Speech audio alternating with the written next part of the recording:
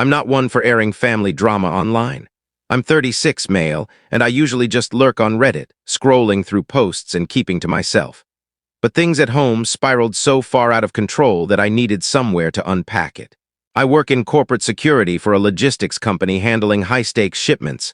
Think government tech, rare parts, and costly equipment. My job involves armored routes and risk assessments, not patrolling shopping centers. I travel often, earn a good living, and plan everything weeks in advance because I have to. I'm raising my 11-year-old son, Eli, alone. His mom passed in a car crash, no need for a long explanation. Eli's a sharp kid, low maintenance, good grades, quiet demeanor. I've kept things steady for him because I've had no other option. My parents still live in the house I grew up in, along with my older brother, Mike, who's 36, unemployed, and lives rent-free. His life's work consists of flipping PlayStations and sending hour-long rants about why the government should erase his credit card debt. He's got 2 kids he rarely sees, 3 failed business ventures, and no license since a DUI in 2019. My parents treat him like he's a wounded soldier, always making excuses. He's sensitive. He's finding his path. Meanwhile, when I was 19, I worked grueling warehouse shifts and still paid them $400 a month in rent. Mike, he uses their truck, eats their food, and cites mental exhaustion whenever work comes up. They call me the strong one, which really means I'm expected to carry the load while Mike gets a free ride, literally in their 2002 Toyota Matrix. More on that later. A few months ago, my parents planned a spring break trip to Arizona, national parks, ghost towns, kitschy motels. They wanted to take Mike, his kids, and Eli.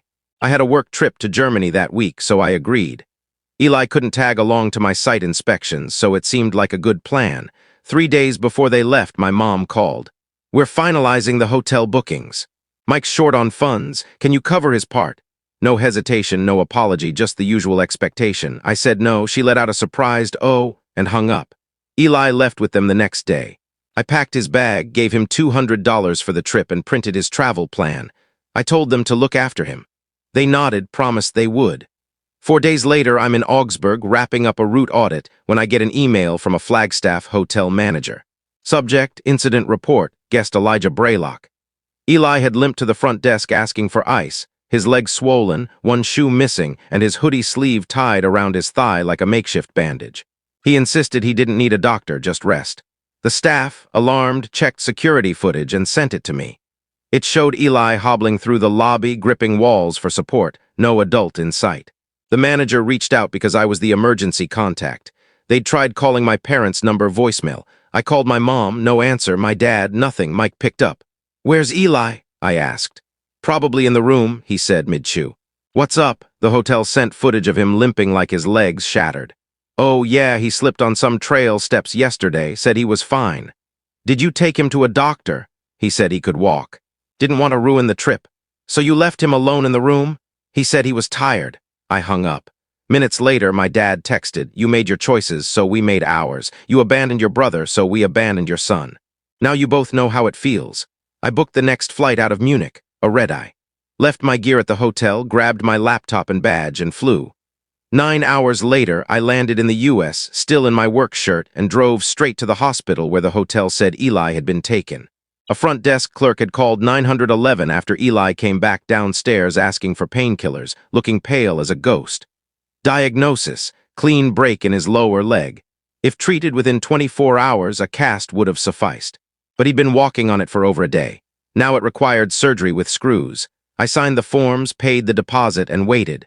When Eli woke up, groggy from anesthesia, his first words were, "Sorry, I didn't want to bother you." No complaints. No questions. I brought him home, carried him up 2 flights, and set him up on the couch. The next morning, I had 27 missed calls, 11 voicemails, and a Facebook message from my mom. "You've changed." Damn right. I opened my laptop and logged into the joint accounts. Power, internet, car insurance, phone plan, all in my name, paid by me for years.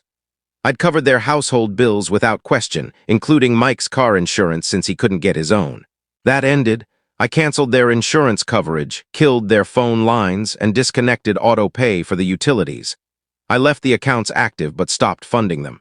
Then I canceled the emergency medical card I'd set up for Mike, which he'd used for meds and once for DoorDash during a mental health retreat. Within a day, the complaints started. "My mom, the internet's off." Did the payment fail? Mike, can't access the insurance portal. What's happening? My dad, this better not be some petty game. It wasn't a game, it was a reckoning. They'd relied on me for years, excusing Mike's freeloading while I paid their way. They neglected my son to teach me a lesson. Now they'd learn what it's like without my support. The power bill bounced next, then the gas. My mom left a tearful voicemail about being cold. My dad said, "We've always relied on you. We're not your enemies." Mike sent a screenshot of his empty bank account. Real mature bro, punishing everyone because you're upset. I didn't reply. Instead, I drafted an email CCing my company's legal team, HR, and my attorney, Carter. It detailed the timeline. The trip, the hotel report, my dad's text admitting they abandoned Eli, ER photos, the medical bill. Subject, termination of financial support due to negligence. I explained I'd voluntarily supported family for years, but due to their confirmed neglect of my son, all non-essential aid was cut off. I included proof of account cancellations and requested no further financial contact via work or dependent accounts. Full documentation. Ironclad, they kept calling, voicemails, texts, even Facebook messages from distant relatives. Mike texted, "You're going overboard over one mistake. You've got issues." Then he tried logging into the gas account. My security alert pinged instantly. My aunt emailed saying my mom claimed Eli just got a little hurt and was fine now. They were already spinning the narrative. I sent her the hotel footage and a redacted hospital form. Subject, just a little hurt. No response. By Thursday, my cousin Jack texted. The heat was off at their house. My dad was begging for a payment extension, and Mike was ranting about living like a pauper. Mike even started a GoFundMe. Help my family recover from a financial crisis. It was nonsense. Claims of hacked accounts, me abandoning them, and a family medical emergency. He posted a photo of a broken heater from 2019, one I'd paid to replace.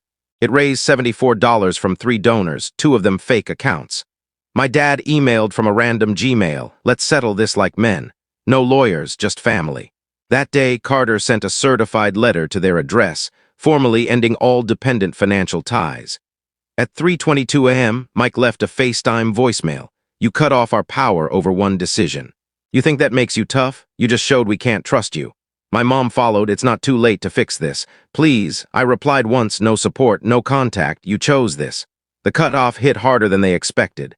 They assumed I'd fold, show up with groceries or a payment plan. Not this time. The house went quiet, no power, no internet, no surprise school pickups. It felt almost calm.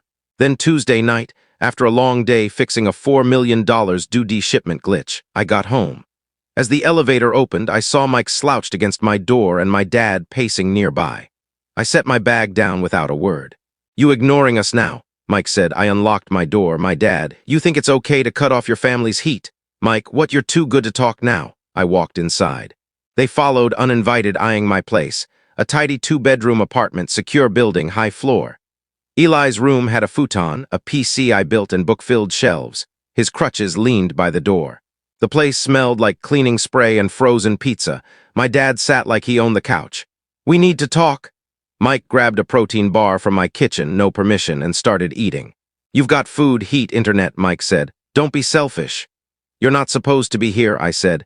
"You left us no choice," Mike replied. My dad added, "You want to play hardball? Fine. But we're not going away."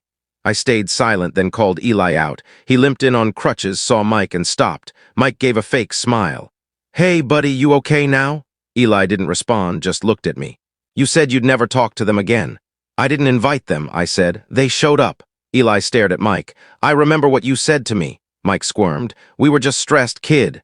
Eli turned and went back to his room. That silenced them. My dad stood. "Look, we just need help until things stabilize. No more blame. Let's move forward." I opened the door. "There's no moving forward. You made your choice." They left quietly. An hour later, Mike sent a PayPal request for $600. Family bond. I declined.